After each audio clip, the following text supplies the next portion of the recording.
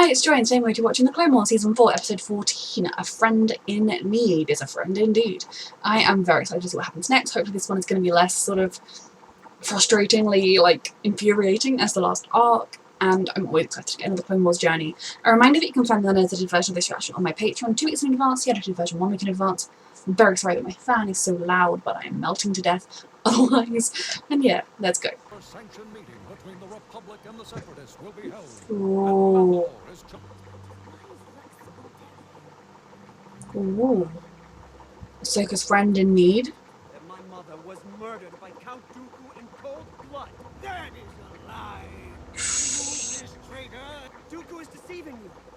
You will all be betrayed, just like Yep. Be discreet. Yes, please. Even though her immediately leaving is the opposite of discreet, I'm still here for it. Reacquaint the young senator with his mother. Kill him. Oh god.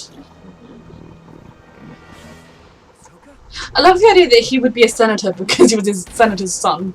The Separatists might have started with noble ideas, but everything they've done since. Dooku might be misleading them, but they've allowed too much, they've covered their eyes to too many crimes. Captain Taggart, we've got incoming flankers.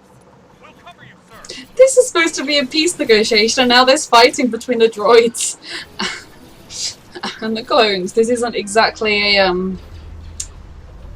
low-profile situation. There's now a battle on Mandalore between the two armies. There's nothing wrong with attachments. Yes, Master. It's how you handle them, and you can teach a Jedi to be better. Lux. But the Republic will help you. like they helped my mother. They wanted I've to. already made contact with a group of They're comrades just who are noble and are allied with my cause. as broken as ever. How did you think you were going to escape those droids? Like this. Lux. What did you do with my lightsabers? I should have stayed on the ship. Ooh. Is this the Death Watch? Death Watch. I'm so excited to learn more about the Death Watch. I love him. Leave now. It's all under control. You're a child. Don't manhandle him. He could get in the ship himself. Poor R2.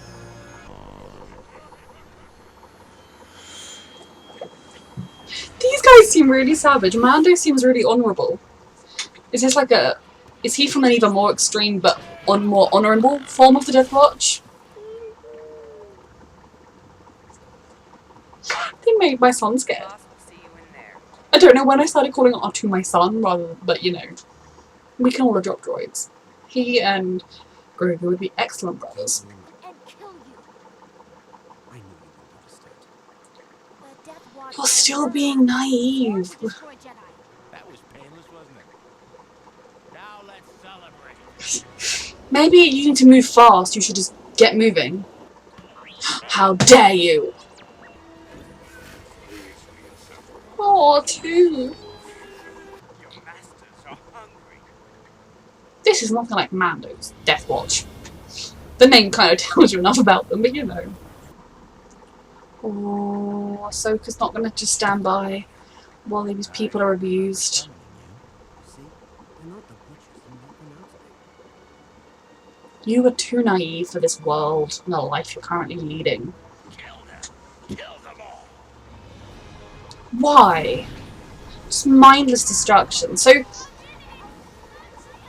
I know that is what this Death Watch is, but Mando's Death Watch don't appear to be like this.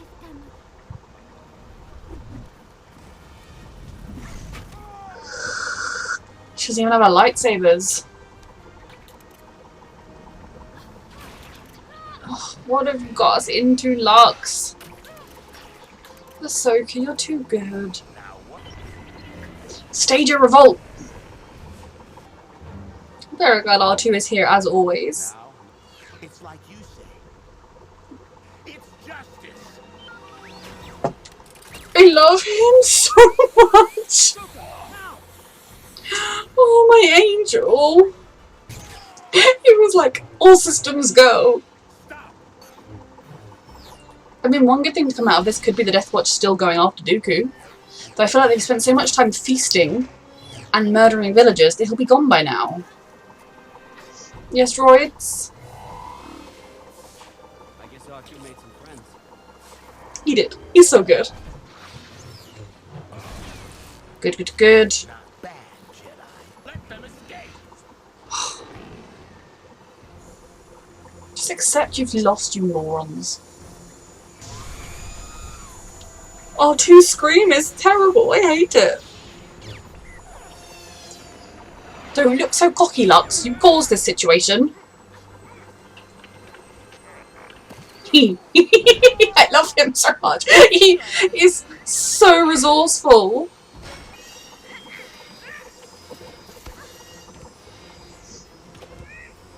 It's a team effort. What do you mean the escape pod has been activated? Lux. R2, the ship is yours. Of course it is. I do everything. You're just a naive child. You're not gonna... I can't go. I mean, I imagine we'll see him again, but you've got a lot of growing up to do to survive in this world. We'll meet again. I promise. See, Jedi not having attachments is such a joke. Teach them how to deal with them and not let them compromise them. Who knows where he's off to now? Probably will have to save his life again in the future. Okay, I really enjoyed that episode. I love learning more about Mandalore and the Mandalorians and the Death Watch and everything. Now, don't tell me this if this show is going to answer my questions, but do tell me this if the show is not going to answer my questions and it's just something you meant to know. In the sense of, I remember people saying that Mando's Mandalorian Death Watch, that he was raised to believe was just the Mandalorian way. I'm assuming he was adopted or taken in by them after the fall of Mandalore? I don't know. But he kind of believed that was the way to be, but obviously it wasn't. They are part of the Death Watch, but are they the super extreme part of the Death Watch? Because they don't take off their helmets. And they also seem to have honour, which this lot don't. This lot are just mindless barbarians. So that doesn't quite, I feel like Mando and the way he was raised, they would very much not just casually go and slaughter villages. They would rescue the survivors and raise them. Foundlings are such a big important part of it and everything. So how are they both the Death Watch if they are so ideologically opposed? Is that just the name that the Mandalorians gave to anybody that didn't agree with their central way of doing things, regardless of what their ideology was? Obviously, I do think never taking the helmets off is a little extreme, and I hope Armando is going to be able to do that a little more often going forwards. But that is something that doesn't make sense to me because, the Death Watch sounds like it's got such a horrible name and then it sounds so terrible. And then I know how honourable Armando is and that their whole thing is they take in foundlings and they look after people. And he was rescued when they came to try and protect people on our planet. So things don't quite add up there. But the Darksaber, and again, I'm very excited, don't spoil this for me, to see its journey to how it gets to where we go. I'm still waiting for them to meet Bo-Katan and people like that. Because I know everyone was very offended when I was annoyed with her and didn't like her when she appeared in The Mandalorian. I'm like, all I knew was Mando, and if she's being mean to him, I'm going to defend him. R2 is literally everything. If without him, this show would be over. The movies would have barely made it past 1 because everyone would have died. R2 is the MVP of the Clone Wars and of Star Wars. Good little Grogu coming along to be the new MVP or joint MVP. I'm glad we saw Lux again. I really enjoy when this show revisits characters and plots because it helps to make the world feel more populated or the universe, the galaxy feel more real because you would keep running into these people. And there will be people that are completely displaced by the war that ideologically he can see how the Separatists have been suckered and taken in by Dooku, but so he can't be with them, but he also doesn't want to join the Republic because he still believes in the ideals. It's a whole mess. I honestly don't know where he's going to go. Where would you go in that situation? Especially someone like him that is so used to living a pampered, privileged life. He's not exactly got street smarts, and he fell straight into the first, evil gang he came across. So I am intrigued about that. And for Ahsoka, I think it's important to see her true commitment to doing good, her true commitment to justice, and looking out for people.